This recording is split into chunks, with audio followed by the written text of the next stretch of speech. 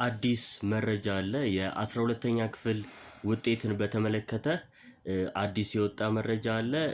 ውጤቱ የ2017 ዓ.ም የ12ኛ ክፍል ሀገር አቀፍ መልቀቂያ ፈተና ወስደው በአማካኝ ውጤታቸው 49 ከ50 እስከ 49.99 በመቶ ያመጡ ተማሪዎች ውጤታቸው ወደ 50 በመቶ የሚጠጋጋ መሆኑን ትምህርት ሚኒስቴር አሳውቋል። እዚህ ጋር እንደምትመለከቱት እንኳን ደስ አላችሁ። ለ12ኛ ክፍል ሼር አድርጉላችሁ። ውጤታችሁን እየገባችሁ ቼክ ማድረግ ትችላላችሁ።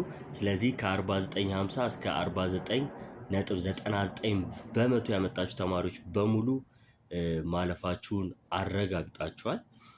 በዚህም መሰረት 300 ነጥብ የነበረው የዩኒቨርሲቲ መግቢያ ወደ 297 የተጠጋጋ መሆኑን ተረድተናል። መልካም እድል፣ መልካም ጊዜ። እንደዚህ አይነት ኢንፎርሜሽን ኤዱኬሽናል ኢንፎርሜሽን እንዲደርሳችሁ ላይክ፣ ፎሎ፣ ሼር ማድረጋችሁ እንዳትረሱ። መልካም ጊዜ።